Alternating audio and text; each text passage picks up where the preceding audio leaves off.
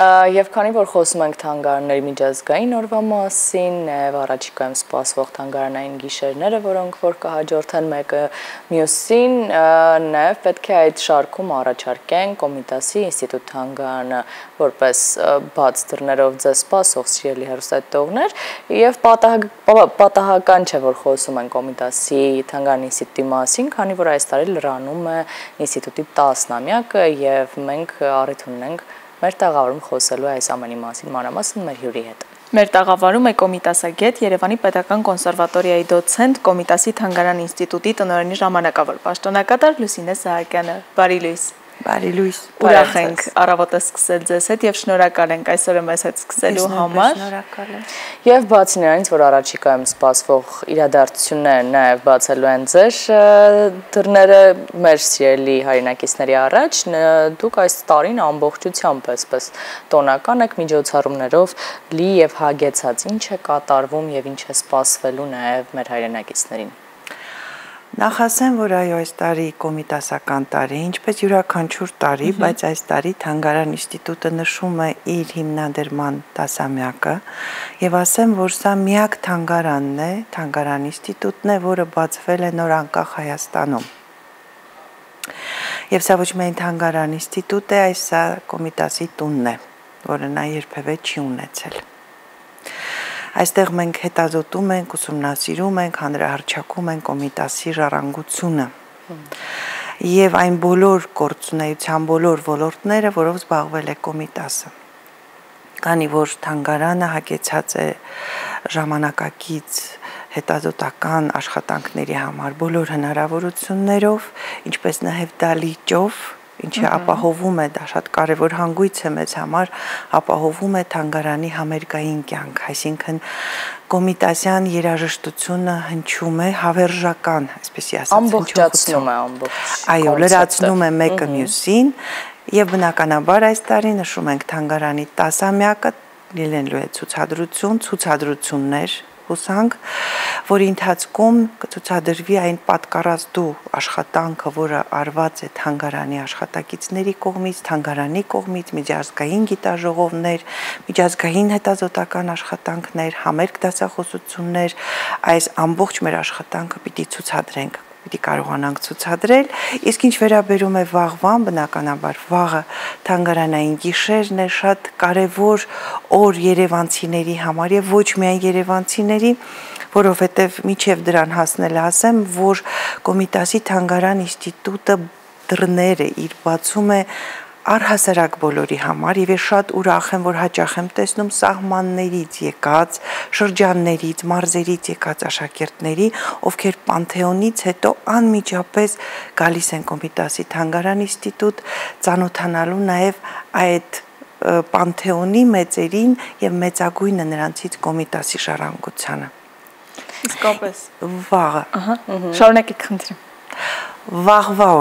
Վաղվա օրը մենք մեր դռները բացում ենք 11-ից, մենք ունենք մշտական ցուցադրություն, ունենք ժամանակավոր ցուցադրություն։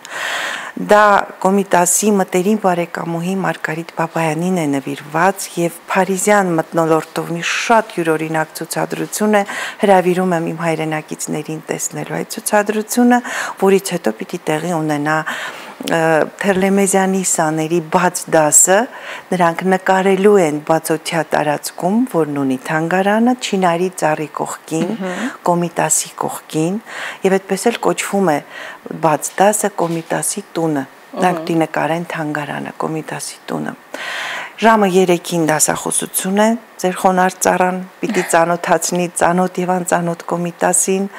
այդուհետ պիտի լինի նորից համերգ եւ ժամը իմիտեպ ասեմ, որ մենք ունենք հրաշալի երգչախումբ, Գեղարդ երգչախումբը, որը Շոհակն երգչախմբի հետ համատեղ պիտի ելույթ ունենա եւ ունենք պերֆորմանս, պարային Բալմանուկյան, այսպես ասած, պարային դուետը, խումբ է մի փոքրիկ, որը Կոմիտասի թանգարան ինստիտուտի առանձին սրահներում պիտի ցուցադրի Կոմիտասի երաժշտության ներքո ցուցադրությունը պիտի ցուցադրի։ Այսպիսի մի հետաքրքիր մտահղացում, պարային ժեստերի, խորեոգրաֆիայի միջոցով ցուցադրել Կոմիտասի տուն թանգարանի հարստությունը։ Տիկին Սահակյան,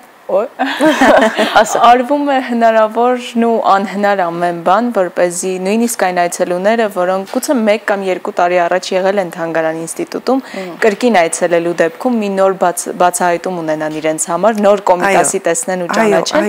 Եվ արդյոք այս աշխատանքը տարիների ընթացքում արդյունքը տվել է, ավելանում է մարդկանց հոսքը դեպի Թանգարան ինստիտուտ, հետաքրքրված մարդկանց։ Գիտեք, ես մոռացա ասել, այո, իհարկե ավելանում է, որովհետև արդեն գիտեն ինչ է տեղի ունենալու, օրինակ վաղ ունենք նաև Զարզնգը մանկական կրթական ծրագիր,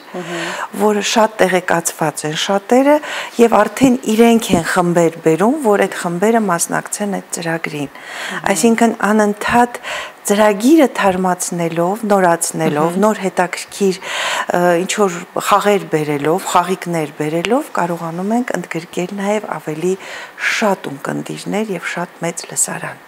Տիկին Սահակյան, առհասարակ առնչվել որևէ կերպ կոմիտասի թողած ժառանգությանը, դա բավականին մեծ եւ լուրջ աշխատատար պատասխանատվություն է, բայց լինել կոմիտասագետ դա ընտրություն է, ինչպես եղավ այս պատասխանատու ընտրությունը ձեզ համար։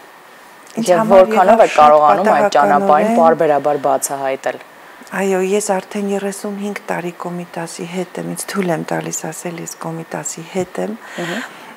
եւ կոմիտասյան ընտանիքի անդամ եմ, ինձ համարում անդամեստություն թող չթվա, որովհետեւ նրա մասին երևի ավելի շատ գիտեմ նրա կենսագրության, եթե նրա կենսագրությունը հարցնեք ավելի լավ կասեմ, քան իմը։ Եվ դա ոչ միայն կենսագրություն է, դա հսկայական ժառանգություն է, դա